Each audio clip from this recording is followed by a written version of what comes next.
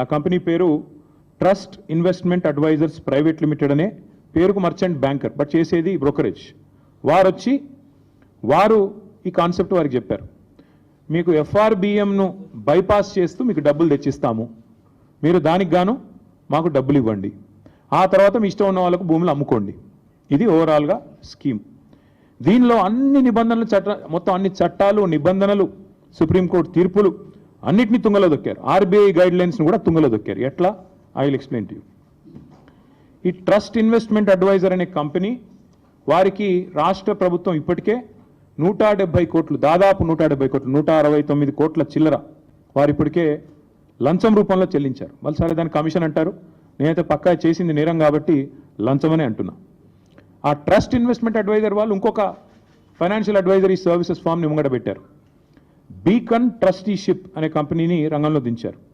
ఇదంతా కూడా ఏంటంటే ఒక స్కీమ్ ప్రకారం.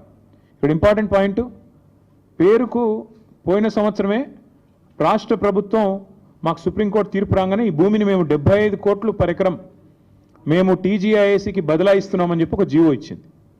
కానీ జీవో మాత్రమే ఇచ్చింది తప్ప ఆ ల్యాండ్ను ఎలియనేషన్ చేయలేదు, సేల్ డీడ్ చేయలేదు, మ్యూటేషన్ కూడా కాలేదు. అయినప్పటికీ తనకు చెందని భూమి, మ్యూటేషన్ అయితేనే నీ పేరు మీదకి ఓనర్షిప్ వస్తేనే ఆ ల్యాండ్ నీదన్నట్టు లెక్క. ఇప్పుడు హెచ్ఈయూ కూడా అదే అంటున్నారు కదా, హెచ్ఈయూకి ల్యాండే లేదు, హెచ్ఈయూ ల్యాండ్స్ అన్ని మావే అని గవర్నమెంట్ ఎందుకు అంటుంది? ఎందుకంటే మ్యూటేషన్ కాలేదు కాబట్టి, ఇంకా రికార్డ్స్ ప్రకారం నాదే ప్రభుత్వ భూమి అని ఈరోజు కూడా ప్రభుత్వం అదే వాదన చేస్తూ ఉంది. ఇవాళ ఇక్కడ కూడా అక్షరాల అదే జరిగింది. జనరల్గా ఇప్పుడు ఉదాహరణకి మీరు ఎవరైనా సరే వ్యక్తిగతంగా మనం ఒక ప్రాపర్టీ, మనకు ఒక ఇల్లో ఫ్లాట్ ఉందనుకోండి, లేదా ఒక ప్లాట్ ఉందనుకోండి, దాని మీద లోన్ తీసుకోవాలనుకుంటున్నారు తనఖా పెట్టి. జనరల్గా ప్రాసెస్ ఏముంటుంది?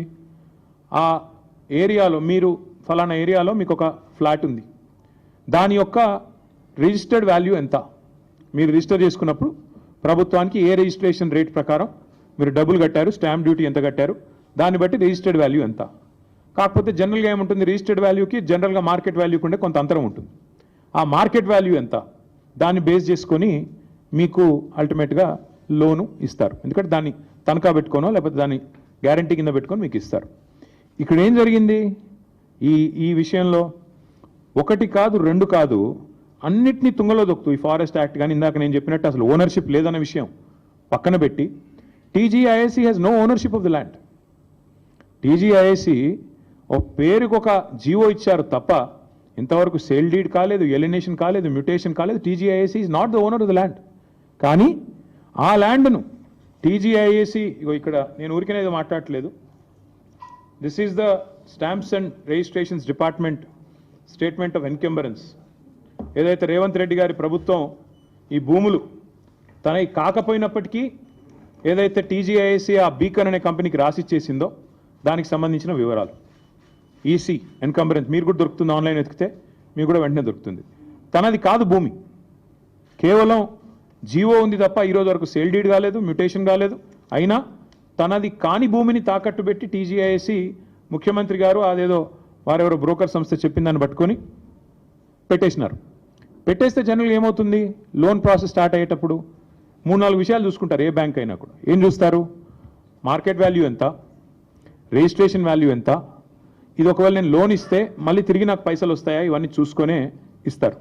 కానీ ఇక్కడేం జరిగింది, అసలు ఈ భూమికి యాజమాన్య పత్రాలు లేవు, రిజిస్ట్రేషన్ డాక్యుమెంట్ లేదు. That it self is a big crime. First టీజీఐఏసీని, ఇండస్ట్రీస్ డిపార్ట్మెంట్ని, ఇండస్ట్రీస్ సెక్రటరీని జైల్లో వేసేంత పవర్ఫుల్ ఎవిడెన్స్ ఇక్కడే ఉంది. నీది కాని భూమి నువ్వు ఎట్లా అమ్ముతావు అసలు? ఇప్పుడు రంగారావు గారు భూమి లేదా ఆయనకు ఫ్లాట్ ఉంది, నేను తనఖా పెట్టి తీసుకున్నాను అనుకోండి డబ్బులు. ఫస్ట్ ఆఫ్ ఆల్ ఎవడన్నా ఇస్తే వాడిది తప్పే అవుతుంది, నాది కూడా తప్పే అవుతుంది. ఆయన నాది కాని దాన్ని తీసుకుపోయి నేను పెడితే నాది తప్పే, ఇచ్చే ఇన్స్టిట్యూషన్ కూడా తప్పే అవుతుంది.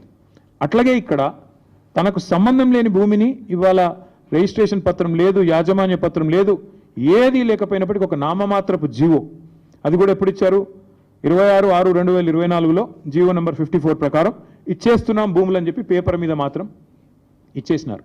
పేపర్ మీద తప్ప తర్వాత ఫాలో అప్ లేదు, సేల్ డీడ్ లేదు, రిజిస్ట్రేషన్ లేదు, మ్యూటేషన్ లేదు, ఏది జరగలేదు. కేవలం టైటిల్ ట్రాన్స్ఫర్ కూడా కాకుండానే నాది అని టీజీఐఏసీ బ్యాంకుల దగ్గరికి, బ్రోకర్ల దగ్గరికి పోయింది. That is the biggest crime number 1. రెండవది, ఈ మోసపూరితమైన ఈ ఫైనాన్షియల్ ట్రాన్సాక్షన్ని ఆమోదించడం రెండో కుంభకోణం. అసలు సరే వీళ్ళు తప్పు చేస్తున్నారు, టీజీఐసీ వాళ్ళు నాది కాని భూమి పెడుతున్నారు, ఇచ్చేవాడి కన్నా బుద్ధి ఉండాలి కదా, చూసుకోవాలి కదా, డ్యూ డిలిజెన్స్ చేయాలి కదా. కానీ ఆగమేఘాల మీద అసలు టైటిల్ చూడకుండా, ఓనర్షిప్ ఉందా లేదా చూడకుండా, ఈ మధ్యలో కూడా బ్రోకర్ ట్రస్ట్ అనేవాడు చెప్పాడు కాబట్టి బీకన్ అనేవాడికి ట్రాన్స్ఫర్ చేస్తూ టీఎస్ఐసి రాసిచ్చింది, వాళ్ళు తీసుకున్నారు, ఐసిఐసిఐ బ్యాంకు 10,000 కోట్లకు ఇచ్చేశారు. ఇక్కడ ఇంకా విచిత్రం ఏంటంటే, ఈరోజు రిజిస్ట్రేషన్ డిపార్ట్మెంట్ ప్రకారం, స్టాంప్స్ అండ్ రిజిస్ట్రేషన్స్ డిపార్ట్మెంట్ ప్రకారం ఆ ఏరియాలో కంచే గచ్చిబౌలి ఏరియాలో గజం విలువ 26,900. అంటే మొత్తం 400 ఎకరాలను మీరు గజాల వారీగా కొలిస్తే మొత్తం